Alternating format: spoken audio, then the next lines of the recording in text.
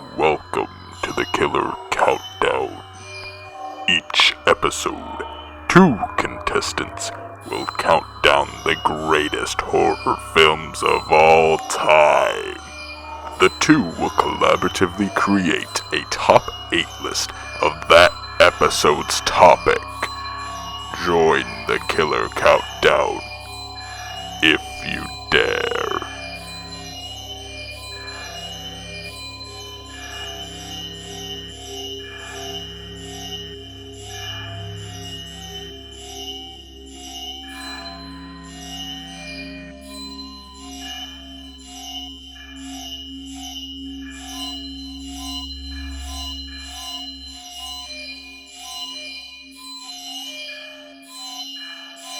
Welcome to the Killer Countdown. I am one of your hosts. I am Casey Kelderman.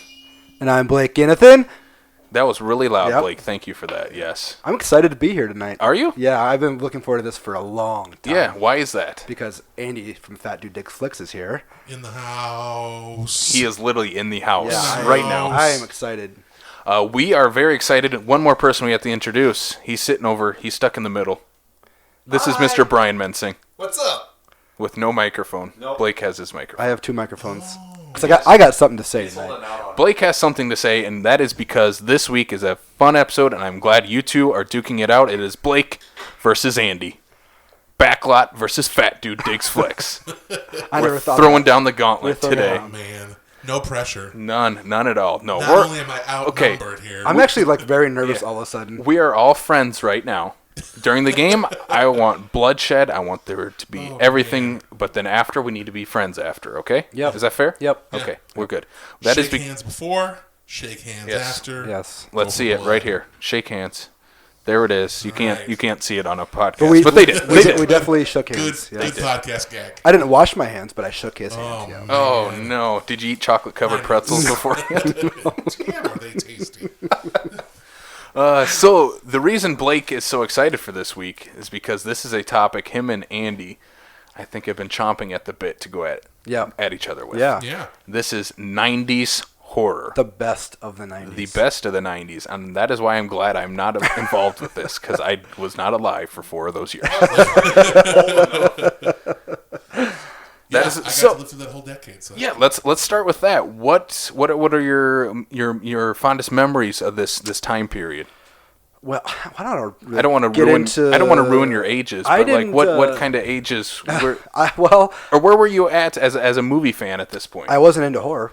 I was. Like, it was, for me, that was when I was still kind of, from 1990 to 99, that was ages like 9 to 18.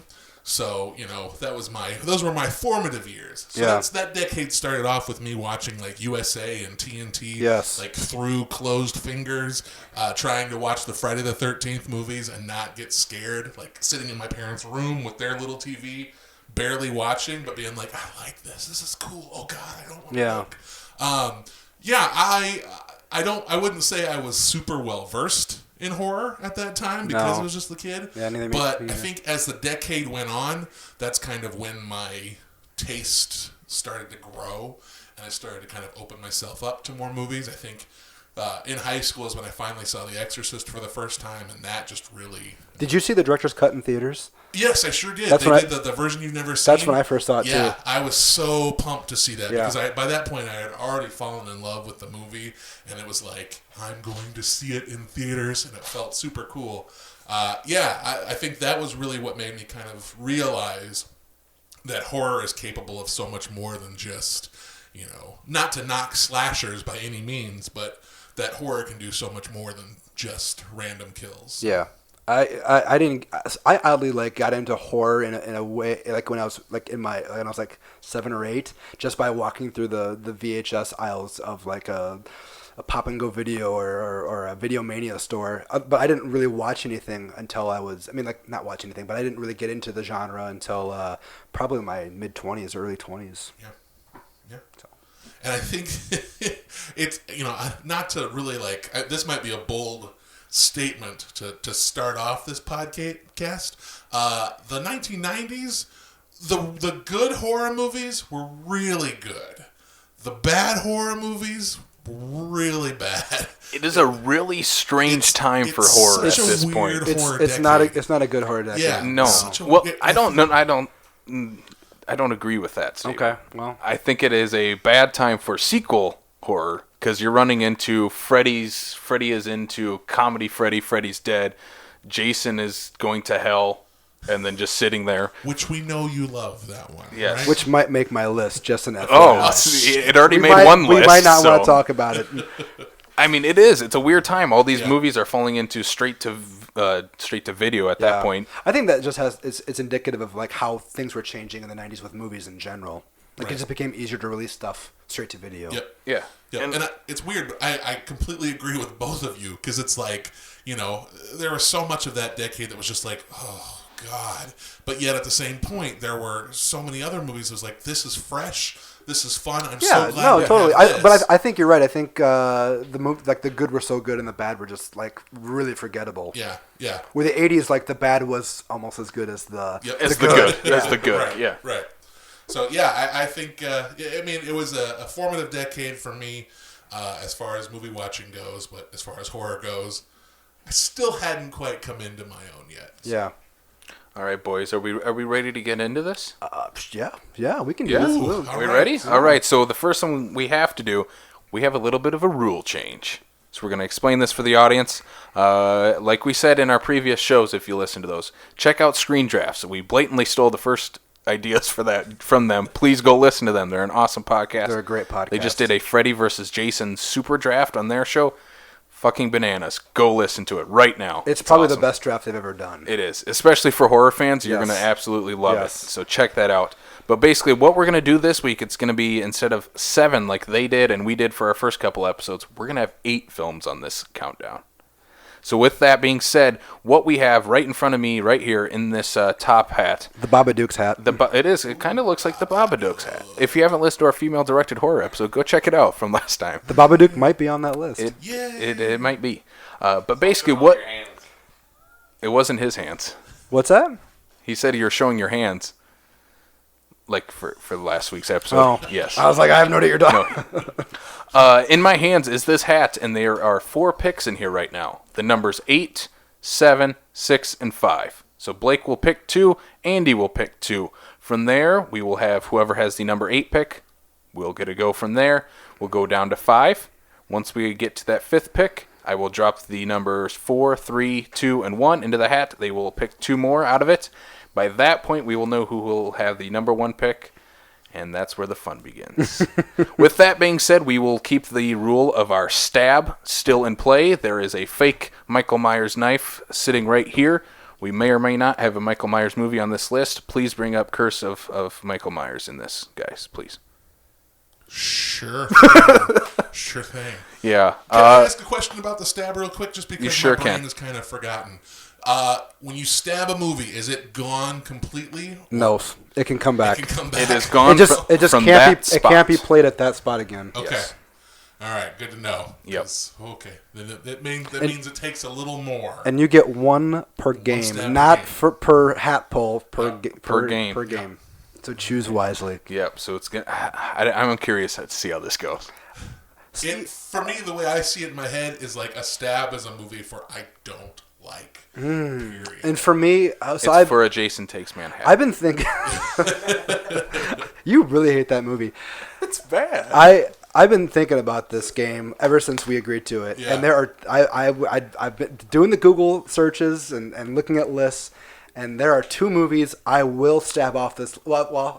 There are 2 movies if one is played, I will stab off this list because I don't think they're horror movies. So I'm really curious. And that's the thing I'm too. really curious It's like, to see if they get played or there not. are some movies that I love that I consider horror movies, but I think that kind of challenges your definition of horror. I think we're thinking of the same movies. We might very well be. One of mine is very high on my list, and I got a feeling that you would probably stab it. We'll see. I don't know what movie So it we'll is. see what happens. Yeah. With that being said, I think in this case, I know some of these. I think. Yeah.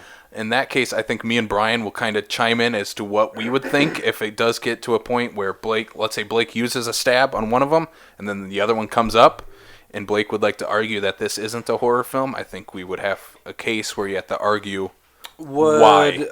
man. So if Andy argues why, and like, do you guys have the ability to say no, it can't be on the list, or is it just like, well, it's his choice. It goes on. Like, what? I think he would have to convince us if we thought opposite. Okay. But in the case, if you lay a stab and we don't agree with the reason you stabbed it, I don't give a shit because you stabbed it. That's your Gotcha.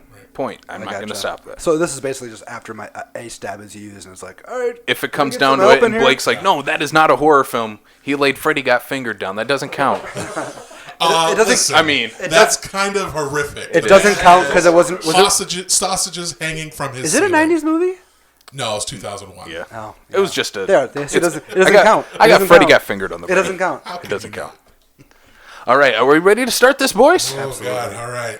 Let's get down to it. So, Andy, you are our guest. Let me mix these up a little bit better.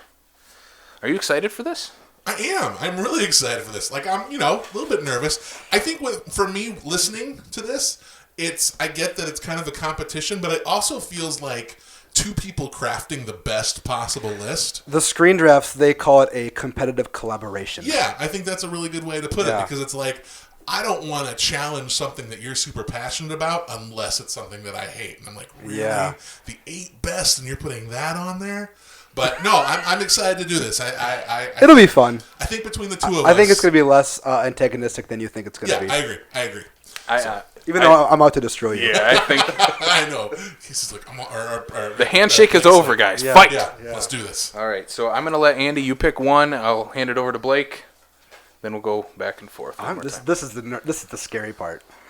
This is where it gets scary. I'm not even going to look at the first. Yeah, don't look at it.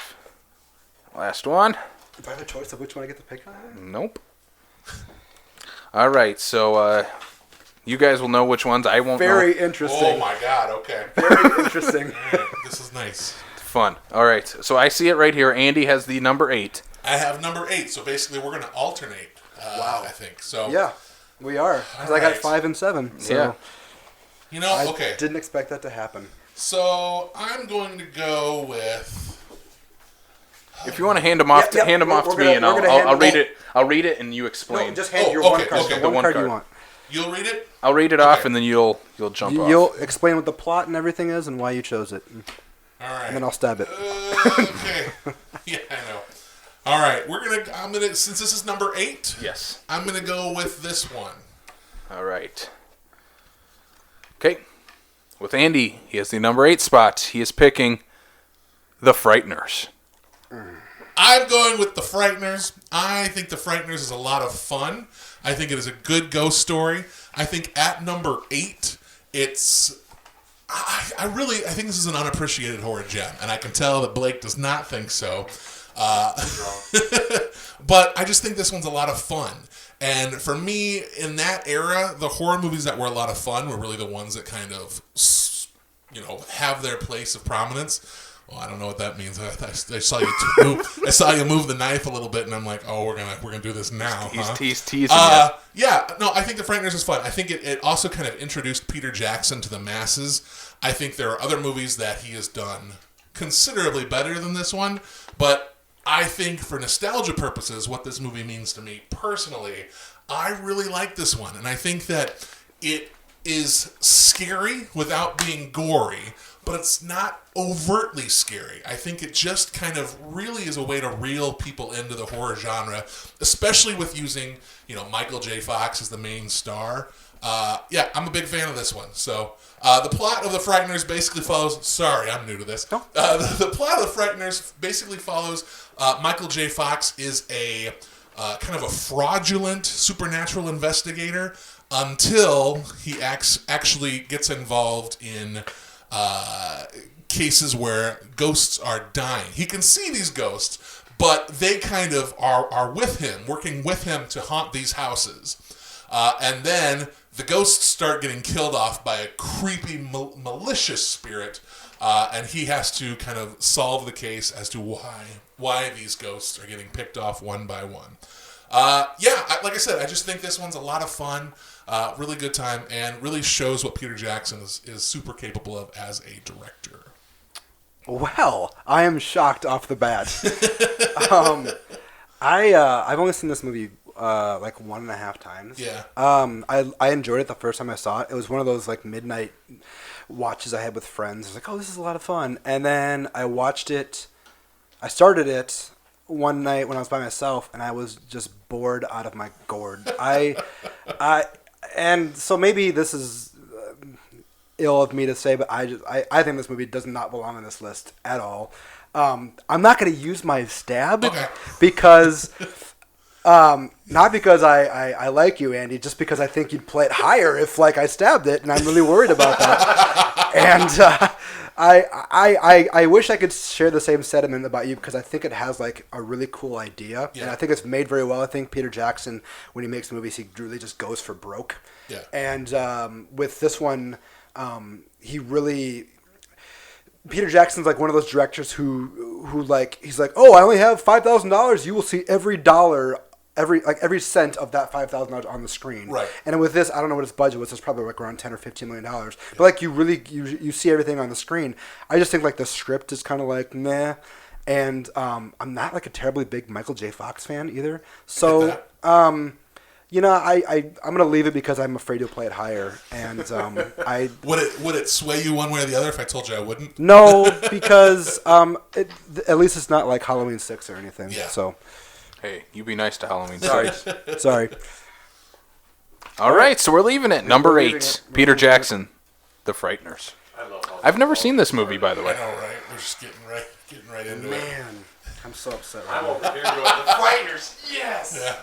All right, Blake has handed me his number 7, so Andy. I got Blake so pissed off he's gonna play something terrible. He's gonna throw me off my game already.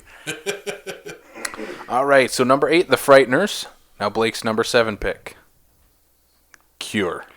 Yes, Cure, which is way better than The Frighteners, in my opinion. Cure is a Japanese movie from 1997, I believe. And this might suffer from recency bias. I just watched this for the first time a couple weeks ago. I watched it with the lights off, like shutters shut, and it absolutely terrified me. This is like hands down one of the scariest movies I've ever seen in my life. It's about this wave of killings across Tokyo that have nothing in common other than the fact that each death has a X drawn in blood at each crime site. And it's a really slow moving movie, but like what the movie does really well is you slowly find out that the guy who's responsible for all of this is able to hypnotize his dare I say victims into killing people. And what the movie does really well is it slowly reveals how he does it, and by use of sound or lack of sound, the director is able to really put you into this hypnosis. Thank you. And I found that the movie just has a very dark, mean streak to it. And it never lets up once for a second. It just gets darker and darker and darker, and you soon start to see how these people fall into the hypnosis, and how they can't come out of it. And I just think this is just one of this movie just terrified me, like absolutely scared me. It's on the Criterion Channel right now if you want to watch it. That's how I saw it. It's the only place to watch. Yeah, I have like this would honestly be top 3 if it wasn't for the fact that I just watched it, and I think that'd be unfair if I was like, I just saw it, it's amazing, it's gonna go top 3. So I'm putting it on at number 7 because I think it just needs to be on the list. It needs to be seen. I am not going to stab this one, but I find this movie very underwhelming, and I wanted to like this. I watched this one back in October for the first time, and I felt I felt like I missed something. I felt like there was something that just wasn't quite there, that it never really wrapped its hands around me. Oh my god, I was being strangled the entire time. And I felt the same way, honestly, about a later Korean film called The Wailing, which one is another one that people The Wailing love. is fantastic. And I wasn't totally on board with that one either. But here's why I want to keep The Cure on here, or why I want to keep Cure on here, is because I feel like Japanese horror needs to be represented on this list in one way or another. Is this because of what we talked about earlier? It's absolutely what we talked about So earlier. if And we'll talk about that. I want to talk about that when we're done with this list because I think that's super important, which really, as a fan of cinema, can be super frustrating because there are things that came out during this decade that don't fall into kind of the rules that we established, which we should definitely talk about when we're done here. But the filmmaker is fantastic. I think this is an excellently directed movie, and I want to see the rest of his repertoire. I believe it's Kurosawa. First name escapes Kiyoshi. me. Okay. And I think this is a movie that I will definitely give another shot. I think tonally and atmospherically, there was a lot here to really like. It didn't grab me, and that's one of the reasons why I didn't even consider it when we were talking about what we were shocked right now. I know, I feel you. But I won't stab it because I totally respect the pick. I don't love this one. So I mean, I like that we're starting off really not liking what the other person brings to the table. This is super interesting because I don't feel either one of you hate the other one's picks, but you're not super excited about them either. That's right. What's happening is that Blake is finding himself super disappointed in me. I saw your Letterboxd rating. I think you have like a 3.5. Yeah, it's a 3. So I was like, oh, he liked it. And now I'm like, did he like it? Like, am I insane? It's a 3. 3 is the end of positivity for me. For me too. Yeah. And this got like a 4.5 from me. I love this. 2.5s are kind of like, it exists and I'll watch it. Yeah. But 3 is where the positive, that's, when I'm like more favorably than not. Is 3. I have, maybe I should be talking about this, but my wife was in the hospital when I was watching this. And so like, I already had this whole like dread hanging over me. Yeah. And so like, I think that played into how much everything was just like, because I felt like you could like taste this movie, which is a weird thing to say, but like everything about this movie you could like smell and taste and like feel. Like the dread is just like dripping off the walls, and I've never experienced that before in a movie. Yeah. So no, I agree with you on that. I wish this movie would have resonated with me a little bit more. So, but hey, Japanese horror needs to be represented on this list, so I will go with that. Quick question: if that one movie was available, would you have stabbed this off? Yup. I love that movie. We need to talk about that. Guess what would have came back in the top 3? Yeah, I know. If to play it smartly, probably shouldn't stab it right away. To be fair, I will say the movie that Annie's talking about, and we talked about this morning, was like it's obviously a more well-known movie, right, and probably more best representative of this list. Yeah. But because of release issues, Annie and I decided it could not be available. Was this movie remade into an American movie? I don't. Another one we talked about was remade into an American movie, but the one that we're talking about right now. We'll get to this cards and stuff, and we'll talk about it. All right, so that was number 7, Cure. Blake or Andy, are you ready with your number 6? Or? See, now I have no idea where Andy's going, and now I'm like super excited. This is not what I thought this list was going to go with. Okay, well let's see what we got here. Because what you should have done, Casey, and you might want to do this really quick, is like write down what you think is going to be played. And then I have. Okay. Because I messaged you, I'm like, there's 4 that I'm like need to be on this list that at this point I don't think we'll make. For me, there is without a doubt the number 1 that needs to be here. Okay. Andy's thinking it over hard. This is really tough because I have 2 movies that I could play here because I feel like playing either of them higher than this. No, one of them could be higher than this. It's not my personal higher, but I do like it. Oh man. All right, bring the pain, Blake. I'm going with number 6. All right. What were you going to say really quick? I was just going to ask, do you have a definitive number 1, Andy? Yeah, I have a number 1. I have a number 1 horror movie of the 90s. Okay. I think, yeah. All right. So you both have definitive I have number a 1s. definitive number 1. Okay. Interesting. Okay. So, all right, number 6, Andy has chosen Wes Craven's New Nightmare. All right. Wes Craven's New Nightmare, I think, is the most underrated of the Nightmare on Elm Street series. This is a meta-textual kind of analysis of the movie world as well as putting it into the Nightmare on Elm Street series. Basically, it sees the cast of Nightmare on Elm Street haunted by the spirit of Freddy while they're trying to remake and reboot the series. You see Heather Langenkamp and Robert Englund play themselves as well, or Robert Englund, of course, plays Freddy as well. But man, the first time I ever saw this movie, like, it really put a whole new spin on this series for me. And being someone who really appreciates cinema and film, I like just how self-referential it is. And it really washed the taste out of my mouth of Freddy's Dead, because that one's not very good. But this one is just, it's not super scary, but it has these moments of terror that really instill a sense of dread in you. I like this movie. I don't know where you stand, Blake, but I can tell you're not really happy with me putting it on the list. Do you want me to show them what you have here? Yeah, go ahead. Oh, hey! Okay. All right. Did you want it to go higher? I wanted to go lower, okay, so Is number 8 or something? Yeah, Yeah. I think this is a great number 7 or 8 choice. Yeah. I'm not going to stab it because I still want us to stab one singular movie off this list if it gets played. And I like this movie a lot. I think it's one of the best Nightmare movies. Yeah. And I kind of disagree with you. I think it actually is a scary movie.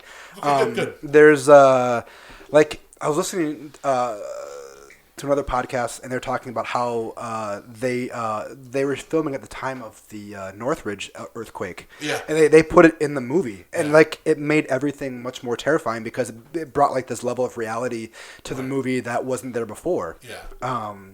Yeah, I mean, I think there's so many great sequences in this movie. With the glove comes alive. Yeah. The last 30 minutes is incredible. Yeah. It's just such a fun movie. It's a lot of fun, and Yeah. it's a precursor to another Wes Craven movie that may or may not get mentioned, I guess. Yeah. So Yeah. I don't like it at this spot, but I don't want to. I get you. I don't want to veto it I either. get you. So And I think, I think because I wanted to start with something that I like but don't love. yeah, if you would have played the Frighteners here, I would have stabbed it. Oh There's yeah, no I get question that. about I it. totally get that. But I think Frighteners it would be number 8, which I feel bad that some of these might not make it now. That's the danger of this game. I'm glad this made the list, though. Yeah, I had a feeling Andy was going to play it at some point. Yeah, I really love this movie. I think we've talked about doing big horror projects amongst this group. I will. And- I will let you know if I play a movie and you think it should be higher, you can stab it and make sure it gets played higher too.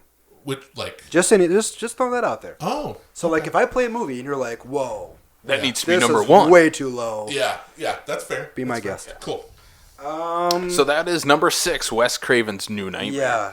Oh. Be on the lookout for our next. Yeah, it will be the next episode. It is our Nightmare on Elm Street countdown. Nice. Yes. Oh, I was going to say, sorry to go back to this, but we had talked about various things that we want to do for horror just amongst us, and I think Wes Craven's New Nightmare made my super list. Your top 20 list? Yeah, my top 20 list. I think it made somebody else's too. Yeah. No. Just his. Just his? That's why I Okay. knew it was going to show up at some point. Yeah. Big fan of that. It's really good. I didn't like it the first time I watched it. Me and my buddy were binge watching the entire Nightmare series, Yeah. and we're like, "Yeah, we're ready, more Freddy," and we're like, "Oh, this is set in the It's the so real world." different. It's We're like, so different. Yeah, we didn't know it was like Yeah. a meta movie. Yep. But now after watching it a couple times after that, I'm like, no, Yeah. it's the second scariest in the series, Yeah. in my opinion. I really dig it. All right, Andy. I have 2 more picks after this one. One of which I'm fairly certain you're going to play. Okay. At least I'm putting all the pressure on you to play. Yeah.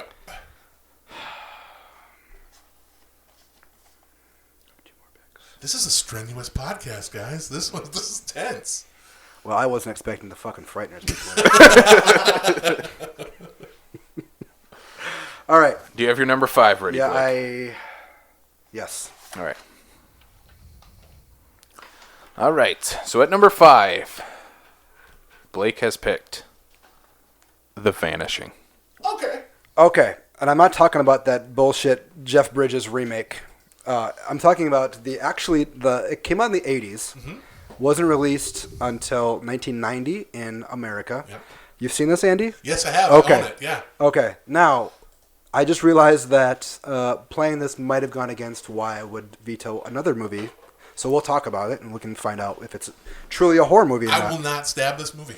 Okay, so The Vanishing.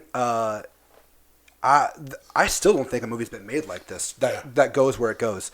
The Vanishing is a movie about this guy and his girlfriend. I think fiance. Yeah, so they're it takes place in Holland, I believe, or Belgium, one of the two countries, and they're on vacation. They're driving down the road. They pull off to a gas station to fill up on gas. The girlfriend goes in to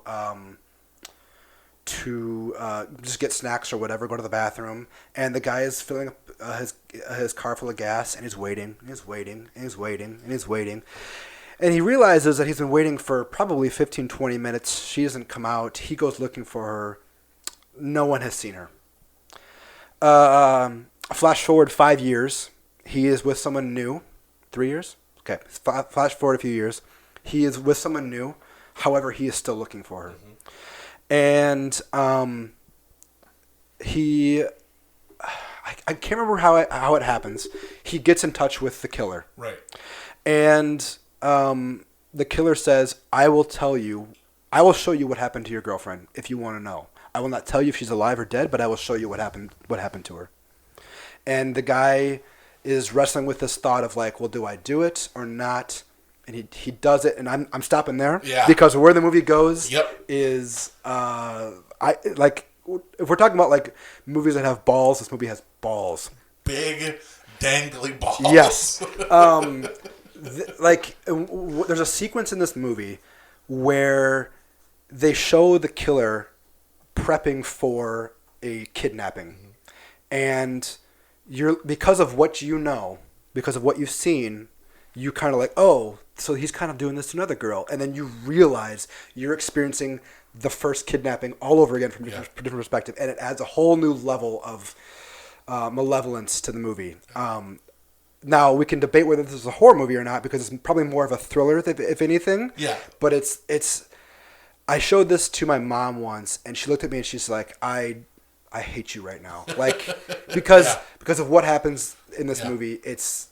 And I can't go in more because it would ruin so much. Right. But trust me, this is one of the best movies of the 90s, I think. Yeah, I will not. I'm not even basically don't even want to look at the knife to stab this one off. I think The Vanishing is awesome. I think it is a movie that builds up to its climax so exceptionally well, and then once it gets to that point, it is such a beautiful, brilliant payoff. Yeah. That is so haunting. I still, like, randomly I'll think about the movie and I'll just be, my day will be shot. Yep. Like, it's so depressing. Yep.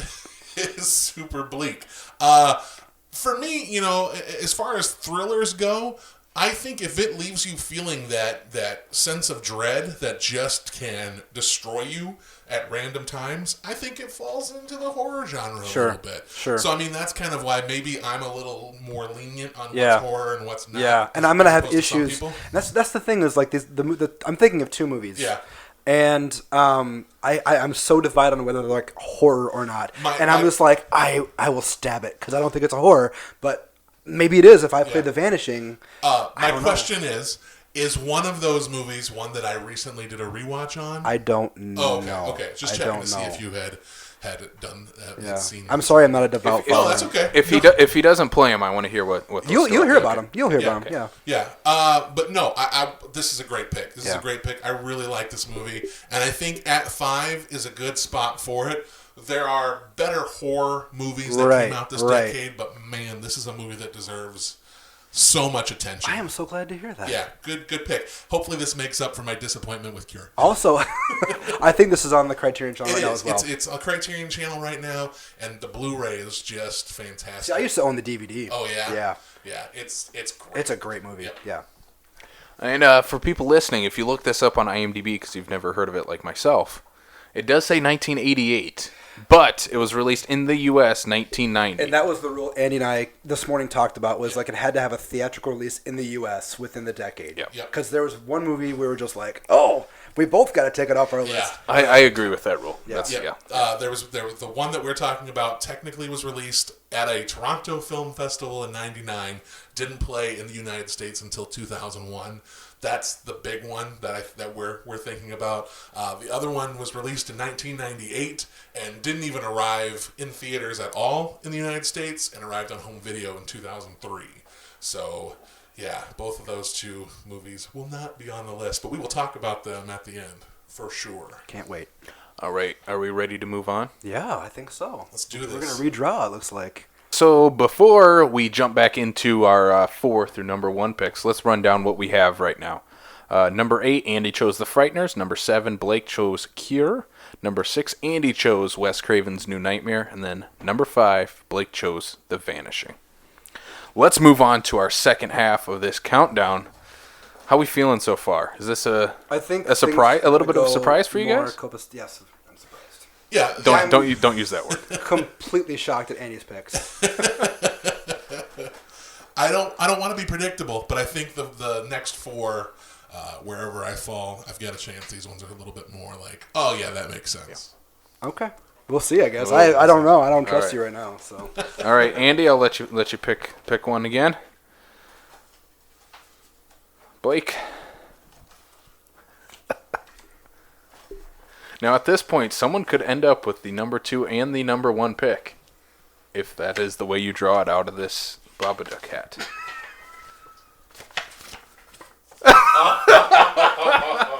So for those listening, Oh man, okay. Blake has chosen the number 2 and the number 1 pick. Ooh. So Andy will get to kick it off. I'm gonna stretch now because I just pulled the winning jackpot number. This changes the game here. Here So we you go. buy a lottery ticket. I think the first half was about what you could expect, and Yeah. this is a new wrinkle. All right. How do you feel about this, Andy? You know, Not here's great, the I'm thing. assuming. Well, I don't feel great, but I will say this. I will say that I respect and trust Blake that they will be good choices. Whether or not I completely agree with their placement is one thing, but I do think that you are a person with good cinematic knowledge. That I think Notice he didn't say taste. no, He knows movies. You're someone who knows movies. No, I think your taste is good too. I think sometimes our taste is a little divergent on certain points. I actually feel like we feel the same way about most movies. Yeah. We just are like a star Yes. rating off or something. Right. It's like you find a knob on a dial that has there's the big numbers. Our differences are in the little hashtags We're really in between. nuanced. Yeah. So the predicament that I'm in is because I think my final 3 are the top 3. Yeah. So I'm actually really worried you're not going to play one. Yeah. So that's there's still a lot of pressure on you. I get it. Okay. I get it. And I have one in my list here that I think is the one you're going to stab. So I'm debating whether or not to play that. I'm sending you all 3 of my movies telepathically. You will play one of them. We'll see. We'll see what happens. Okay. All right. So I get number 4, right? You get 4. Okay. Before we even get started, this is another nostalgia pick, but I feel like this movie really has a lot that it is saying and really gets creepy. So, my number 4 pick... I think I know what you're playing. My number 4 pick... Oh, maybe not. Did you see it? No, okay. I did not see it. All right, Go with ahead, Andy. the number 4 pick, Andy has picked Candyman. I did. All right. Blake just rolled his eyes. How could you think... see them with his eyes closed, his eyes rolled back? Because there's a big indentation on my eye Yes. lids. So basically, Candyman is a version of the Bloody Mary story. There's a man who's killed, and killed by it's very racially based. This story is Candyman is a black man who's killed by a bunch of white people, and his spirit haunts everyone. When you go into the mirror, you say his name 3 times, he comes out and haunts you. I think there's some problems with the fact that he also hunts black people. I think that's an issue where the film's message is kind of a little bit off. But I feel like it's trying to juggle a lot of social commentary along with its horror. Oh my gosh. What? Tony Todd. His name was just gone right now. Tony Todd is the perfect boogeyman. I think he is wonderful in this movie. I think it's super scary. This is a movie that when I was a child, I could not finish. I could not get through it because I was haunted. and it was one where I would have to go back and honestly watch it over the course of a week in like 10-minute segments. I love this movie. It's one that I feel terrible that I do not have in my collection because I have not been able to get my hands on the Scream Factory Blu-ray yet. But yeah, I really like this movie, and I like that it swings for the fences, even if, like I said, it kind of misses its mark just a little bit. But I feel like this is one where the reputation has even gotten bigger over the years. So Candyman is my number 4. I have a feeling that maybe you would like this if it was number 8.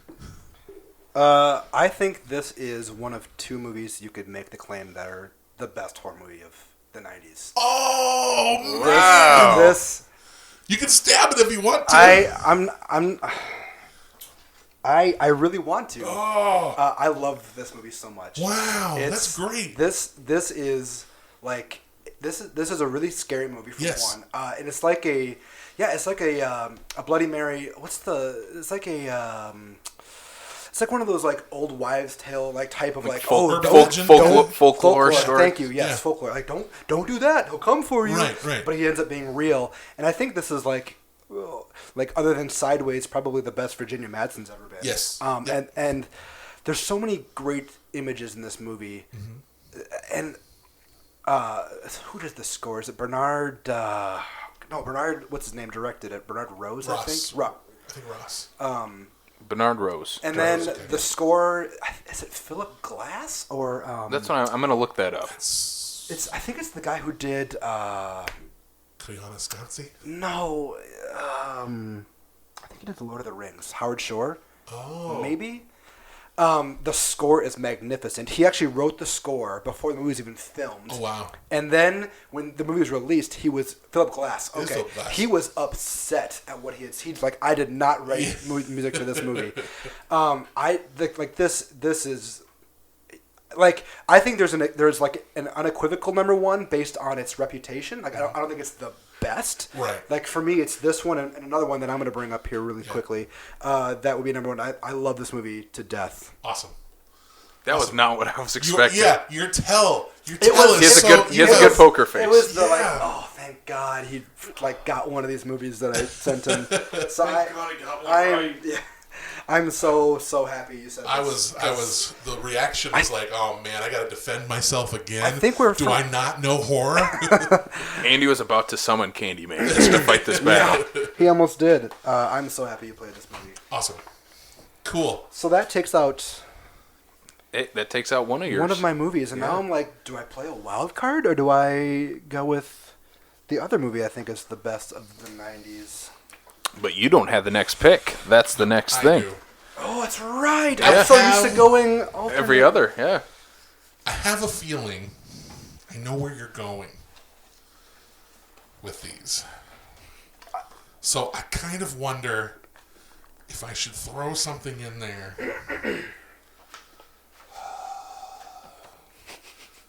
I know what's going to happen.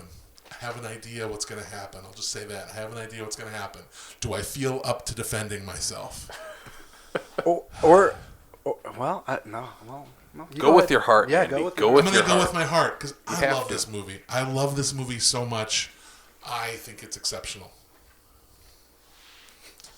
All right, with the number 3 pick and Andy's last pick in this countdown, Yep.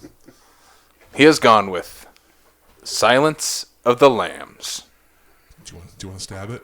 Okay, Do you want to stab it, or do you want to hear me defend why I think it's a horror movie? this was the movie I was talking I about. know that. I know. Okay, this is going along the lines of The Vanishing. I think for a movie that leaves you so unsettled, it might be a suspense thriller, but I think for a thriller that leaves you this unsettled and so at odds with everything that is happening on screen, I think this is still on the cusp of being a horror film. I know IMDb does not consider it a horror film. I totally know that. But for me, this is nightmare fuel in that it has 2 evil people at the core of it.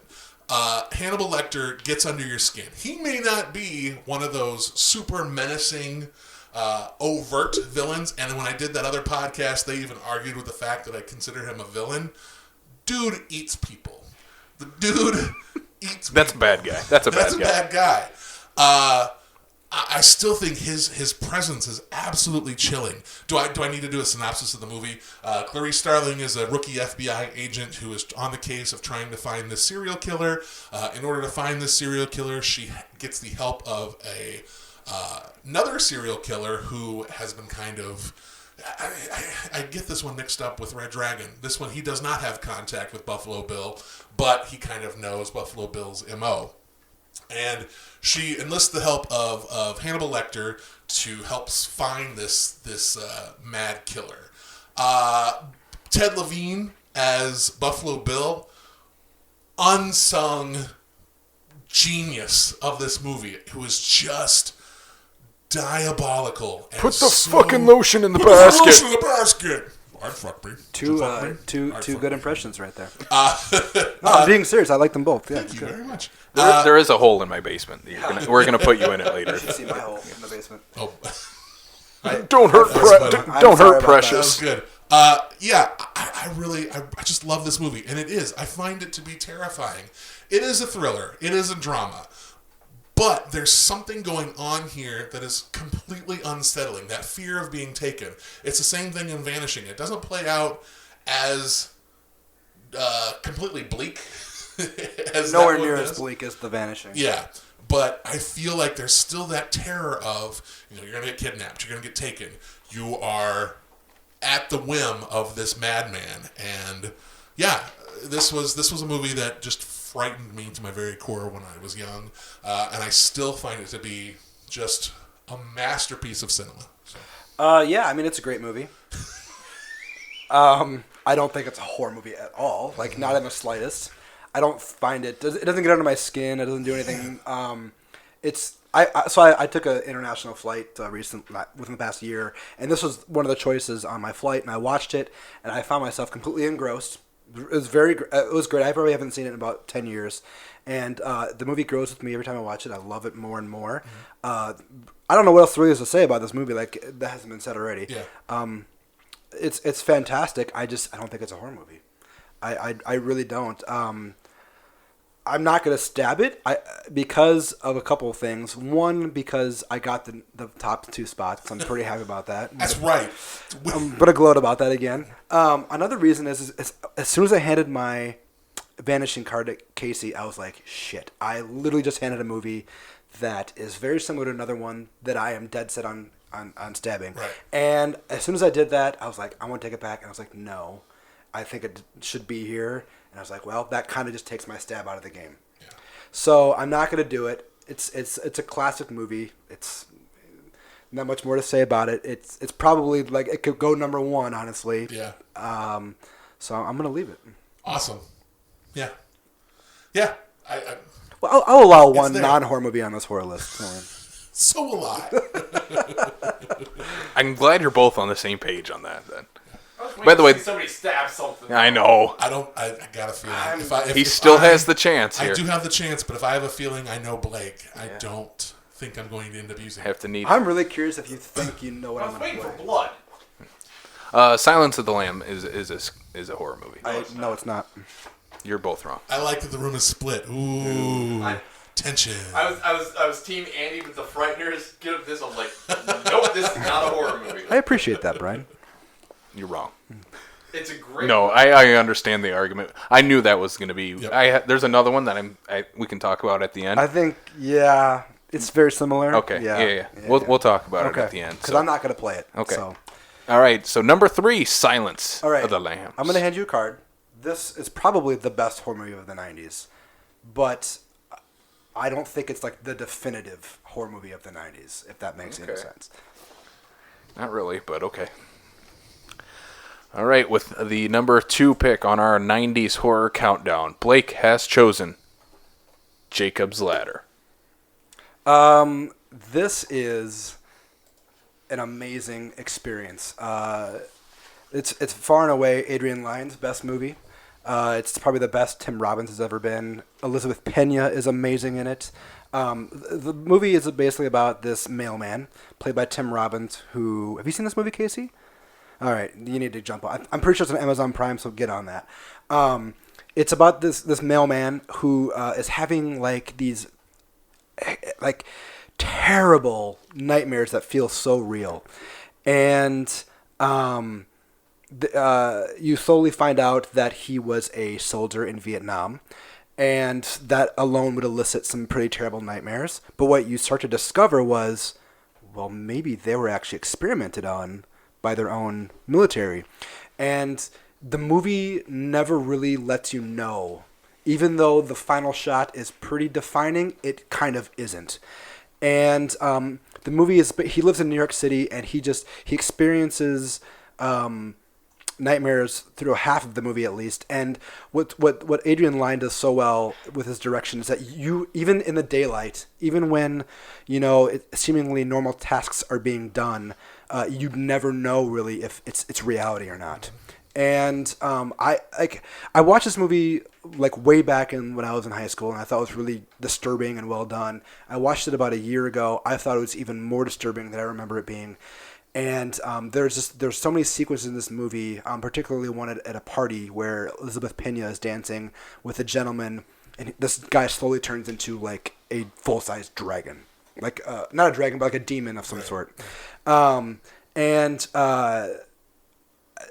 don't know what else to say. Like, this movie just goes to some. There's a sequence later on in the movie where he's being admitted to like a mental institution, and it's just like it's like you said, nightmare fuel earlier. That is what gets me off. Yeah. It's like the sequence is just it's really scary. Yeah, dark, depressing, but haunting, absolutely haunting. Yeah, I nobody. Since podcast is such a visual medium, I pulled out my Jacob's Ladder card and threw it over there too. I had this written down. I didn't know exactly where I was going to put it, but yeah, I think your arguments absolutely fall true. This is one that when I saw it when I was younger, didn't register with me at all because I'm a kid. When I was a kid, yeah, you're not getting grasping those themes at all. No, you don't get it.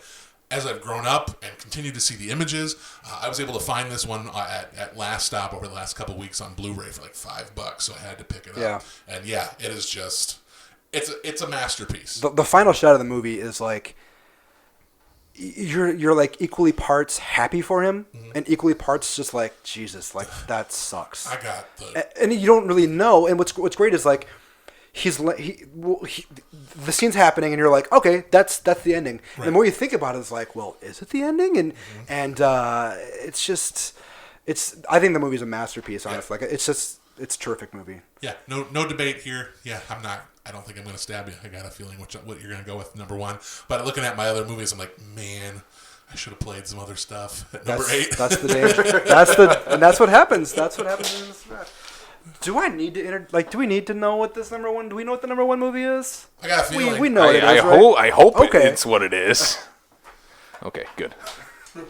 We'll run it down here because I have a feeling Andy won't stab this one off. We'll run it down. Number 8, The Frighteners. Number 7, Cure. Number 6, New Nightmare. Number 5, The Vanishing.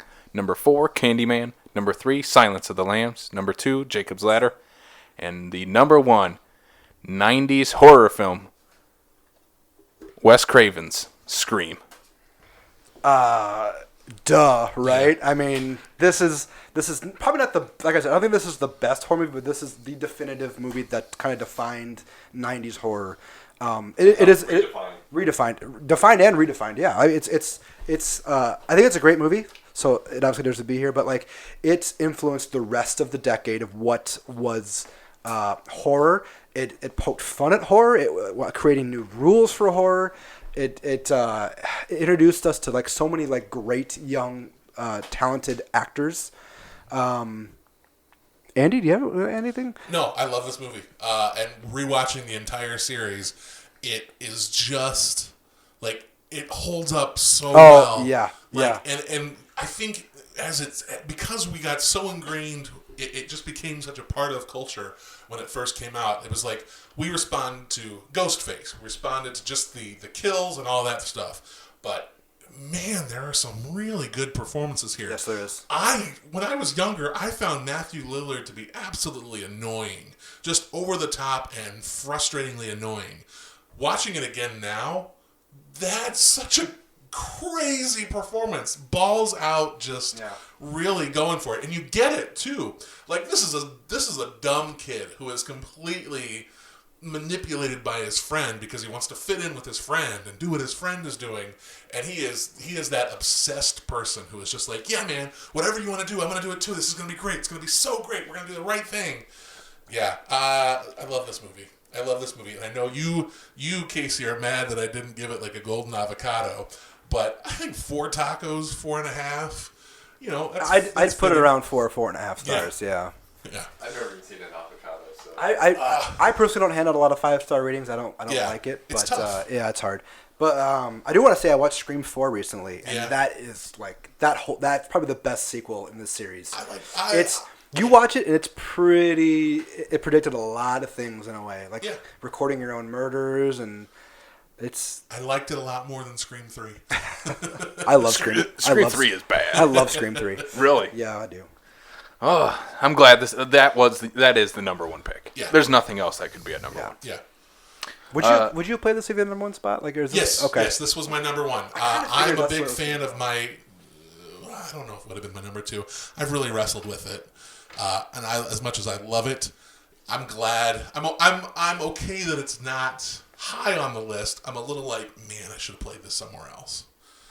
All right, should we go through our discard? Yeah, what you guys have absolutely. for discards and stuff? All right. Well, I'm gonna whip out the phone for the ones I didn't write down. First off, I see. Oh, I see one written What down. what did you write down that okay. did So not I make also the list? have Blair Witch Project written down. That would have not made my obviously. Yeah, Blair Witch Project, and I have Dead Alive. You know what, when down. you played the Frighteners, I was like, oh my god, is he gonna play Dead Alive higher? I can't believe you picked it over the Frighteners. Neither can I, to be completely honest with you.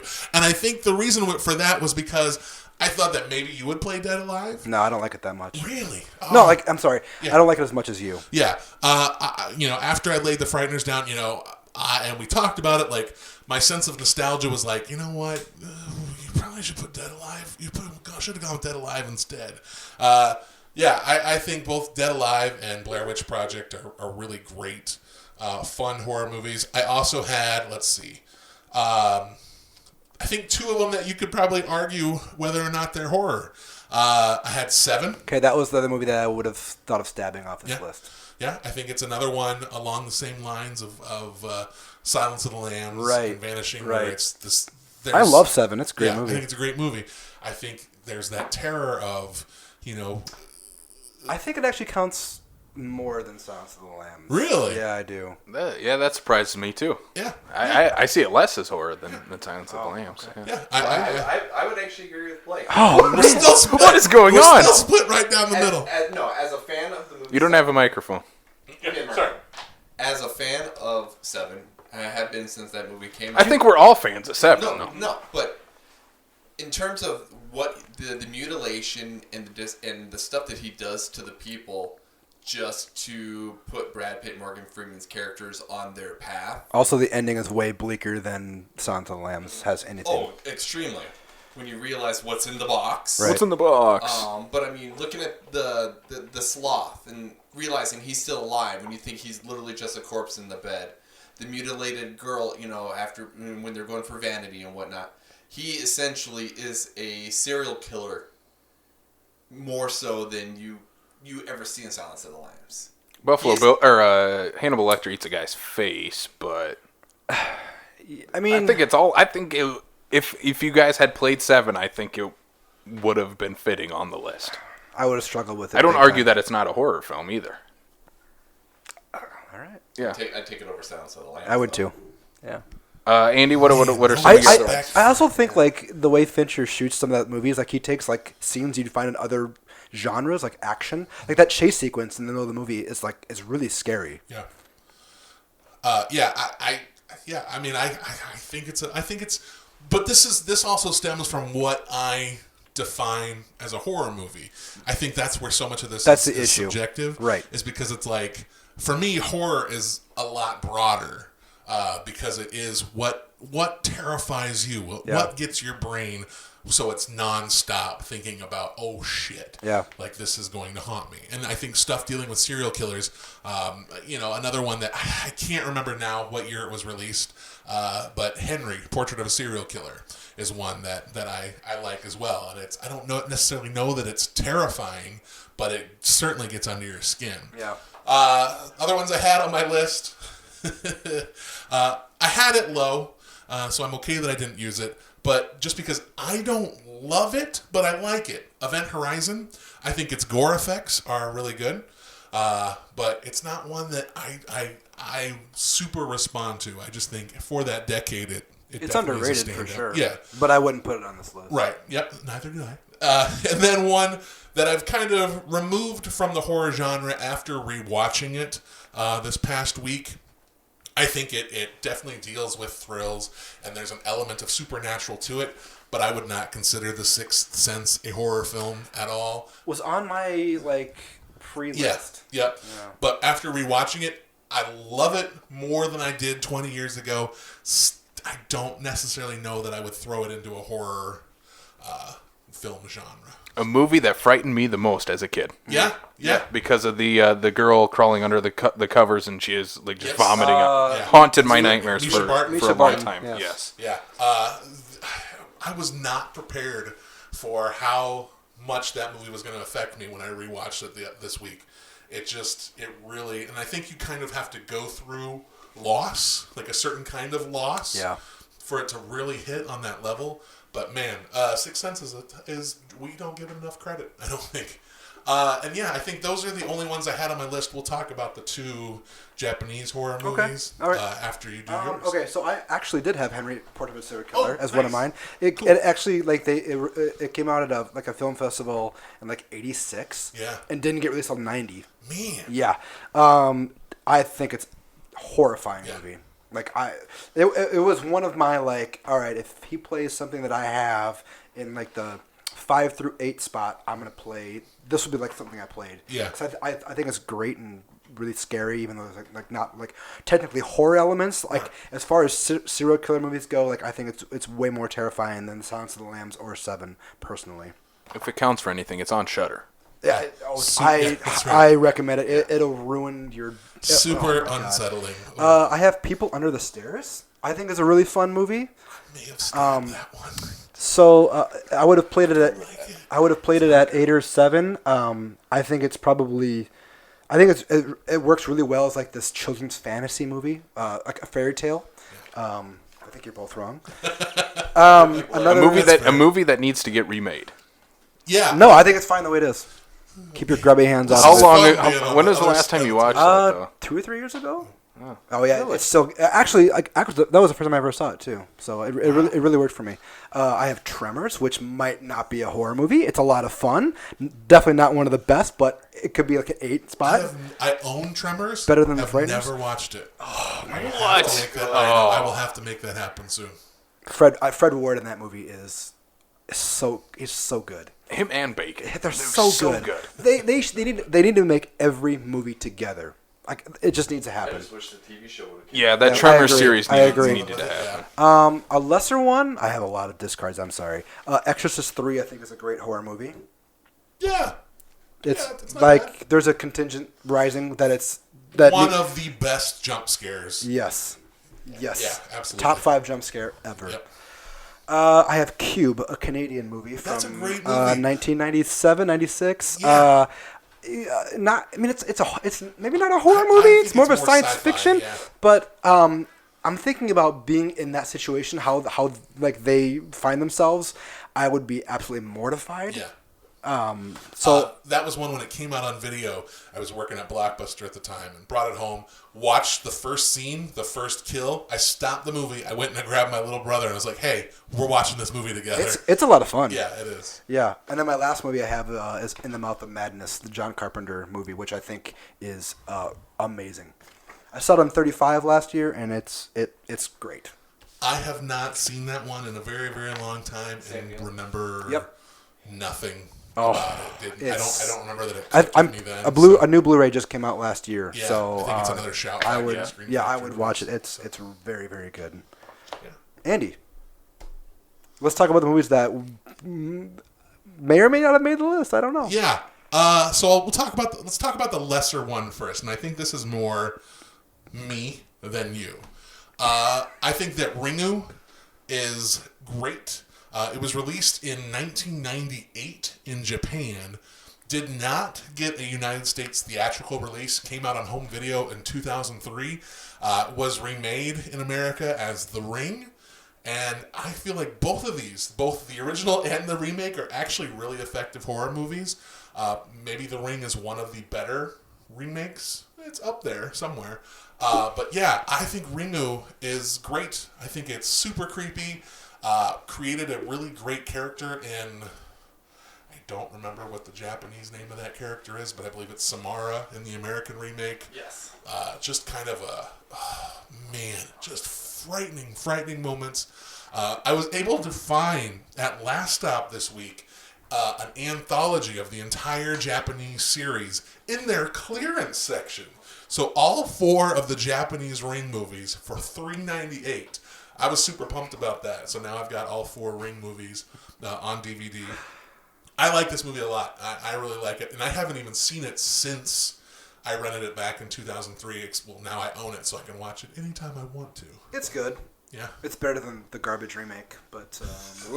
Wow. Fighting words. I'll take any Yeah. I was so unbelievably bored with that I movie. think if you guys would have played this, as someone looking at this list objectively, like, I would have allowed it because... No, it's... Oh, I see what you're saying. As a 90s film. Yeah. Yeah. Well, that's the thing is, like, we talked this... Andy and I exchanged messages this morning, and I was like, we need to figure out if this is going to be U.S. releases or if it's the original release in its own country. Yeah. And to save, like... embarrassment. It was like, let's just stick to. And I can't remember. I gave you that. I can't remember who came up with it, but like we just decided the U.S. release dates, and that was it because we didn't want any discomfort. But and we just had to make a stand. Yeah, and a lot of that is because I decided that I cannot include a movie that I think we both would have had on this list. No. Maybe? No? Oh, No. man. Okay. Well, a movie I would have had on this list in one of my slots. I think it's great. I think it's great. I can't include it in my 1999 rewatch because it wasn't released in the States until 2001. But that would have been Takashi Miike's Audition. I love this movie so much. It is so fucked up. It's very unsettling. It movie. is so fucked up. And it's like, it does not feel like a horror movie for so much of the film. I'd say for half the It's movie. almost like a romantic comedy at first. Yeah. And then all of a sudden, something happens, and you're like, what the shit is going on? What is happening? And it just spirals from there into just absolute madness. I would have had this movie. You would not see The Frighteners on this list if I could have Audition. I think we need to retroactively do this. But yeah, I love this movie so much. Arrow Video just recently released a Blu-ray of it, and it was, I have not pre-ordered a DVD or a Blu-ray in a very long time, but Audition was one that I was like, yep, this is going in my collection. I need this. Yeah, this is a great movie. Yeah, I think this movie is awesome. And just the first time I saw it with a group of friends, like just hanging out in an apartment, just watching it together, and everybody was like, what? And I was engrossed. Like, I was just like, this is amazing. Yeah, I've only seen it one time. Yeah. But I remember that one time. Yeah. I started watching it. I think someone at Hollywood Video had recommended. I was like, hey, what's a good like movie I might not have heard of that's kind of like thrilling in a way? And he's like, oh, have you seen Audition or heard of Audition? And I'm like, no. So he's like, yeah, you need to watch Audition. So I took it home and I'm watching it, and this is like kind of before I became like okay with movies taking time to build up. Right. So I'm like, God, this is like really boring, and like this is not a horror movie. And like you said, like there's a flip that switches, and it's like I was not ready for this at all. Yep. If you have no idea it's coming, the moment that it happens, you're like, what? So basically, what the movie is about is this guy, his wife dies, right? And he's having a hard time getting over her death. And a buddy of his, I think, is a casting director, Mm-hmm. Yep. And he's like, "Hey, what if we had this fake casting call for this movie? Right. And we'll audition a bunch of women, and the one that you click with the most will kind of like, we'll just We'll find a way so you guys we'll get let him together. down easy, kind of like, oh, is this kind of looking for a date and everything, and like he ends up really clicking with this one lady, and it doesn't go well for him. Yeah. Yeah. And I'm not gonna ruin what happens, but like, if you know what Takeshi Miike does, Yeah. like this is a top 5 Miike movie. I Yeah. think. Yeah. I love this. I love this movie so much. Like it makes me feel like, I mean, if you go through the list of movies that I really like, I think people would be a little taken aback by just how fucked up some of my sensibilities are. Like Martyrs and a Serbian film and stuff like Salo. You know, I really like those You movies. like Solo? I do like Salo. Interesting. I was bored to death. Oh by it. man, it's so. Yeah, we don't have to get into Yeah, it. it's So repellent. but I was thinking about like our list and what you would have played, and I'm like, if Audition had made it in Frighteners, we would have had 1, 2, 3, 4, 5, 6 movies that are all like in a way very psychologically scary Yeah. movies. Yeah. It's very interesting. I knew I had a feeling the 4 spots would like we'd be more simpatico on. Right. This really surprised me here. Yeah. This 5 through 8. Yeah, I think it's, for me, the horror movies that work better are the ones that fuck with my head. You know, not to knock slashers at all, because I completely agree with Well, Scream the being number one slasher, yeah. it's amazing. But I think for, you know, go through, other than Texas Chainsaw Massacre, which is another one that I just love, I think the psychological thrillers are the ones that really resonate with me more. But Yeah, well, yeah, I think so. I think they'd resonate with most people, Yeah. honestly. Yeah. Yeah, that's all I have to say about that. I know we left off some that probably people would be like, "Oh, what about this? What about that?" Yeah. That's why it's our list. That's God right. damn it. I'm kind of shocked the stab didn't get used. I am too. I am very shocked. I expected. Especially I was early on, I felt like there was a lot of like, "What is happening?" I was expecting it right here because Blake had messaged me. He said there's 2 movies that if Andy plays them, I am stabbing him. And that's one of them. Yeah, I kind of knew that. The moment you said that, I was like, "Oh, well, let's get Except ready." the second one is not what I thought it was going to be. The one... the second one. Yeah, Oh, 7? 7. Yeah. I was thinking Misery was the other one. Oh no, that's a That's horror. a really good one too. Is that a horror movie? That's another question.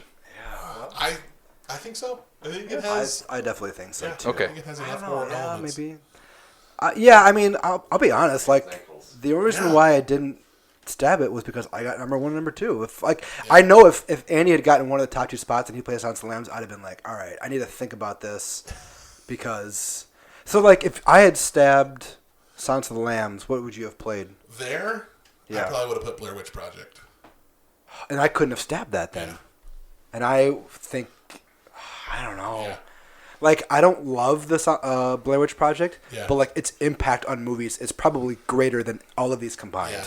And I completely respect the choice of Jacob's Ladder so much that I think that's absolutely fitting. It's not my personal second favorite, but man, that it's there on number 2 is awesome, and totally deserves to be up in the, you know, on the higher end of the scale, because I think more people need to see it. Yeah, I agree. Especially from our generation. I actually think it's on Hulu and Amazon Prime right now. Yeah. So if you haven't seen it, it's an amazing experience. Yeah. But yeah, if you would have stabbed Silence of the Lambs and I didn't get to put Silence of the Lambs on the list, Blair Witch Project would have been there.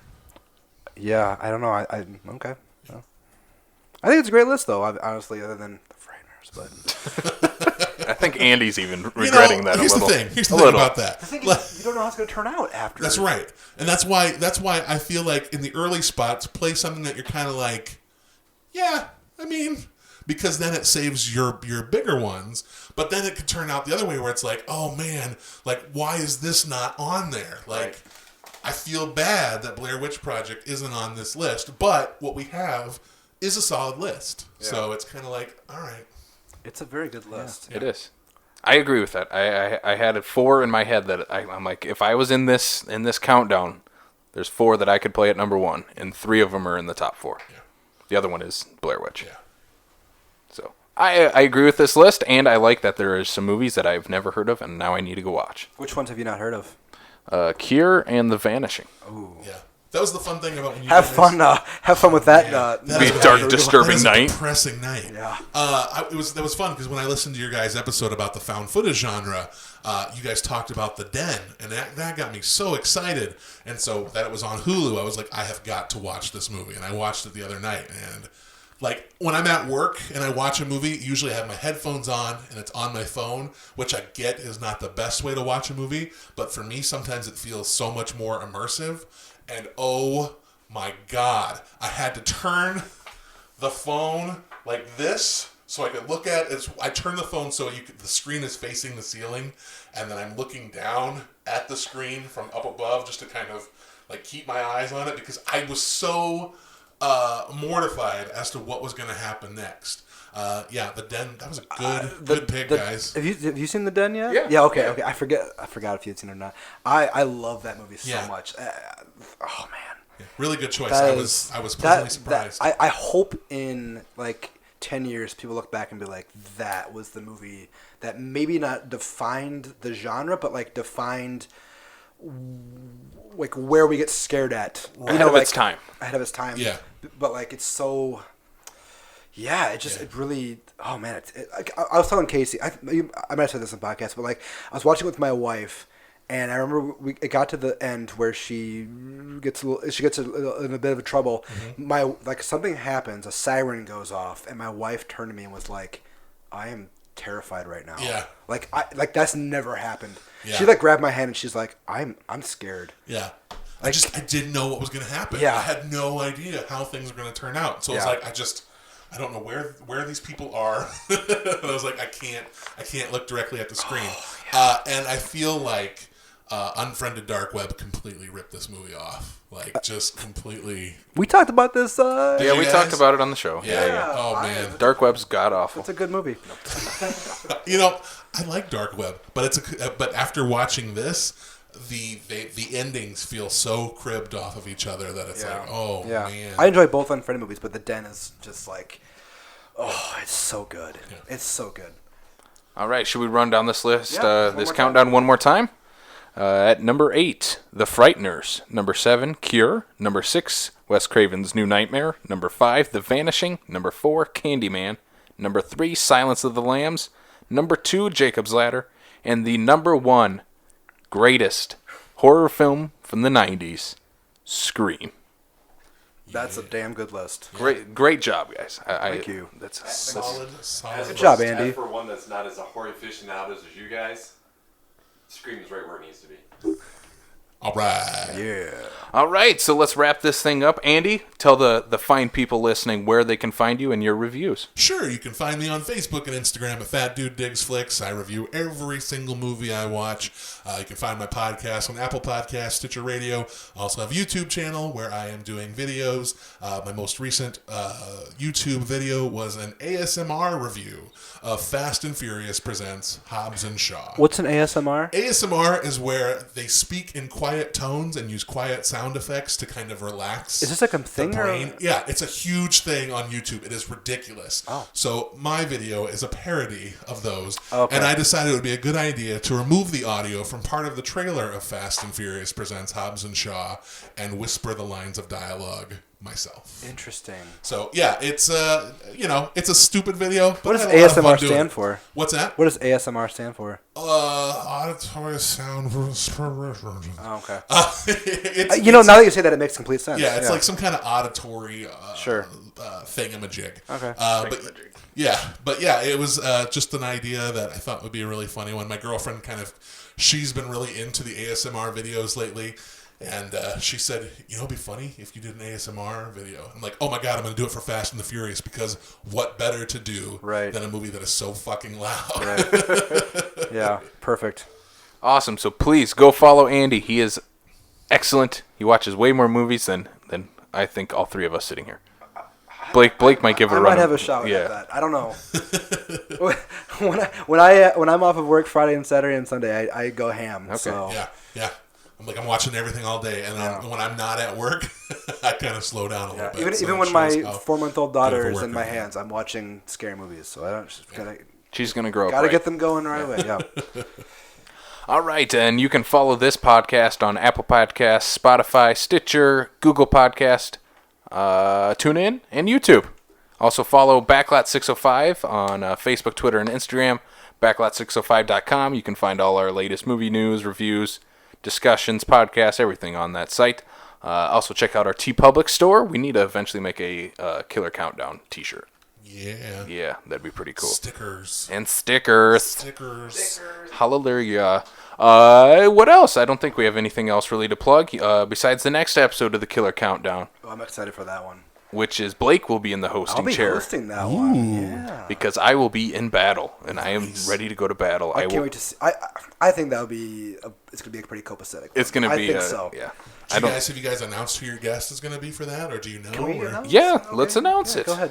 Last podcast on the Backlot main show, we talked about the best worst movies with Corey Jacobson from Somewhat Random Movie Collection on Instagram. He will be back because he brought up Nightmare on Elm Street #2, and we're gonna go full force into the Nightmare on Elm Street franchise. We will rank them, everything, including the remake. Maybe, wow. maybe. Have we decided if we're doing every single movie, or if we're doing like a top 7 of that? It'll be an 8.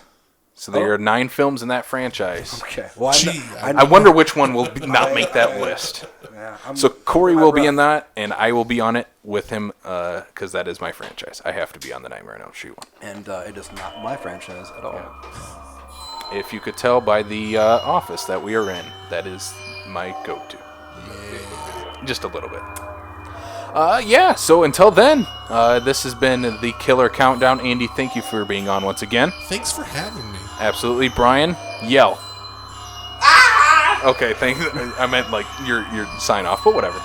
Blake, I'm not gonna yell. No, but please I don't. Appreciate you all for listening. yes, absolutely. And again, I don't have a fancy sign off for this, so no. Don't. I don't know. Don't go in the dark. Don't go in the dark. Oh. All right, thank you all for listening. We'll see you next time.